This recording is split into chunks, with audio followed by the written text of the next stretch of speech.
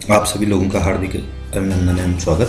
साथियों, आज की वीडियो में हम ये जानेंगे कि जो हमको HRA मकान किराया भत्ता है, इनकम टैक्स में उसे छूट किस प्रकार से मिलती है। कई बार हमारे मन में ये क्वेश्चन आता है कि जो हमको मकान किराया भत्ता मिल रहा है, क्या इसको पूरा इनकम टैक्स में छूट मिलेगी। परंतु साथियों, ऐसा नहीं है। इसके लिए कुछ नियम होते हैं, जिन नियमों के आधार पर हम अपना मकान किराए भत्ते पर छूट ले सकते हैं। तो एक छोटे इंटर के वीडियो प्रारंभ करते हैं।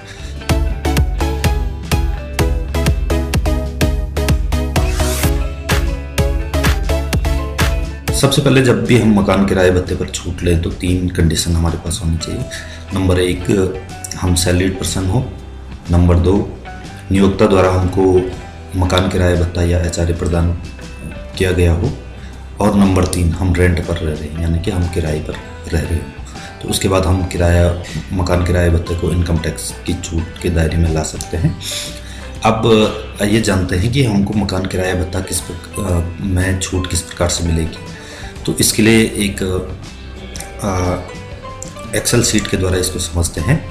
सबसे पहले मकान किराया भत्ता को इनकम टैक्स में छूट किस प्रकार से प्राप्त करें, तो सबसे पहले हमारे पास कुछ अपने डॉक्यूमेंट्स होने चाहिए। एक तो हमारे पास अपनी सैलरी स्लिप होनी चाहिए। दूसरी, जिसमें सबसे पहले वेतन, यहाँ पे वेतन का आशय है मूल वेतन प्लस DA। हम अपनी सैलरी शीट से मूल वेतन और DA का जोड़ यहाँ पे ले लेंगे। नंबर 2, वास्तविक मकान किराया भत्ता, यानी कि जो हमारी सैलरी स्लिप होती है उसमें से हमको जो नियोक्ता द्वारा हमको HRA दिया गया है वो हम यहाँ पे ले लेंगे। तीसरा, दिया गया मकान किराया, यानी कि जो हमने अपने मकान मालिक को किराया दिया है उसकी रिसीव हमारे पास होनी चाहिए। तो अब कोई भी कर्मचारी इनकम टैक्स में मकान किराए भत्ते पर छूट प्राप्त करता है तो इन 3 नियमों के आधार पर उसमें छूट प्रदान की जाती है। पहला नियम है हमारे पास वास्तविक मकान किराया भत्ता। दूसरा होता है दिया गया किराया, यानी कि जो हमने अपने मकान मालिक को पेड किया है, माइनस सैलरी, यानी कि मूल वेतन और DA का 10%। और तीसरा, सैलरी, यानी कि मूल वेतन प्लस DA का 40% या 50%।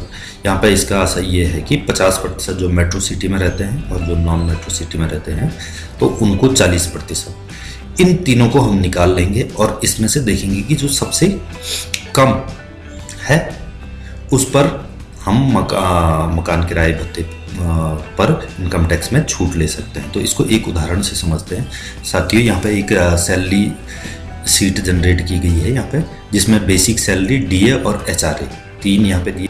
जो हमको बेसिक सैलरी, DA और HRA मिला है उनको लिया गया है और उनका टोटल, और यहाँ पे नीचे हमारा बेसिक और DA का टोटल लिया गया है। तो हम एक एम्प्लॉय है, एम्प्लॉय सीट से हम उसके बेसिक यहाँ पे देख लेंगे।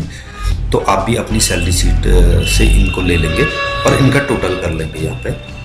तो इसमें हमारा बेसिक हो गया है 5,34,900, DA हो गया हमारा 88,944 रुपया और HRA हो गया 34,200 साल का।